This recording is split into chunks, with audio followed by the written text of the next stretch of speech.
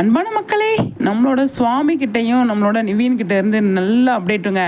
இன்றைக்கி shooting ஸ்பாட்லேருந்து update கொடுத்துருக்காங்க. மலேசியாவில் போட்டிருந்த காஸ்டியூம்லேயே இருக்காங்க. நேற்றா இன்றைக்கான்னு தெரியல, செம்ம அப்டேட். இது வந்து வீடியோ பாட்டு பாடிட்டு இருக்காங்க. ரெண்டு பேருமே வந்து விஜயும் நிவீனும் வந்து பாட்டு பாடிட்டு இருக்காங்க. என்ன பாட்டுன்னு சொல்லி பார்த்தீங்க அப்படின்னா, காற்றடிக்கும் நேரம் மாவு விற்க போனேன், மழை பெய்யும் நேரம் உப்பு விற்க போனேன் பாடுவார்ல கார்த்திக் பாட்டு, அந்த பாட்டை பாடிக்கிட்டு இருக்காங்க. என்னன்னு ஒன்றும் புரியலையே. சோக பாட்டு தானேங்க அது. அது ஒன்றும் புரியலையே எனக்கு. உங்களுக்கு புரிஞ்சால் சொல்லுங்கள் சரிங்களா. ஆனால் ஃபீலிங்ஸாக உட்காந்து ரெண்டு பேரும் பாட்டு பாடிக்கிட்டு இருக்காங்க. என்ன பாட்டு அப்படின்றத நம்ம சொல்லிட்டோம். எதுக்கு என்ன ஏதுன்னு சொல்ல, இல்லை பிடிச்ச பாட்டா என்ன ஏதுன்னு சொல்லி தெரியல. ஆனால் ஏதோ சோகமாக உட்காந்துருக்காங்க. என்னாச்சு விஜய் நிவீன் சொல்லுங்கள். நீங்கள் ரெண்டு பேரும் இந்த மாதிரி அப்டேட் கொடுக்கணும் அப்படின்னு சொல்லிட்டு நான் ரொம்ப விரும்பினேங்க. அந்த அளவுக்கு இவங்க மேலே நமக்கு ஒரு பற்று இருக்குது அப்படிங்கிறதான். விஜயும் சரி நிவீன் ஆனால் இருக்கிற இடமே புதுசாக இருக்கே.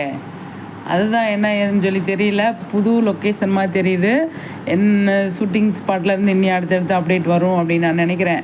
நல்ல அப்டேட் இன்றைக்கி பார்க்கும்போது அவ்வளோ நல்லா இருக்குது. விஜய் நிவின் அப்புறம் குமரனை காணோம். குமரன் எங்கே போயிட்டார் அப்படின்னு சொல்லி தெரியல. அதே மாதிரி காவேரியை வந்து நம்ம பார்க்கவே இல்லை. காவேரி எங்கே போயிருக்காங்க அப்படிங்கிறது தெரியல. வருவாங்களோ அப்படின்னு சொல்லி. ஆனால் காஸ்டியூம் செம்மையாக இருக்குது. இதே காஸ்டியூமில் தான் இருக்கார்.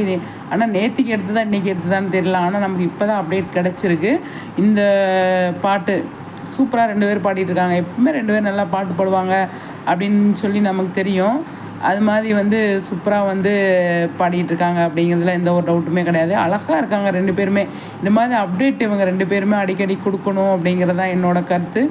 ஏன்னா சகல பாய்ஸுன்னு பேர் வச்சுட்டு நம்ம வைப்பு க்ரியேட் பண்ணிகிட்டே இருக்கணும் இல்லையா. அதை தான் சொல்ல வரேன். அந்த அளவுக்கு சூப்பராக வந்து வைப் க்ரியேட் பண்ணுங்கள். கூட குமரனையும் சேர்த்துக்கோங்க. நீங்கள் 3 பேர் செம்மையாக வந்து என்ஜாய் பண்ணுங்கள் அப்படிங்கிறதான். இந்த மாதிரி கேப்பில் தான் வந்து விஜய் வந்து இவங்களோடலாம் இருக்க முடியும். ஏன்னா அதர் சீரியலில் வேறு பண்ணுறதுனால அங்கே ஓடிடுவார்.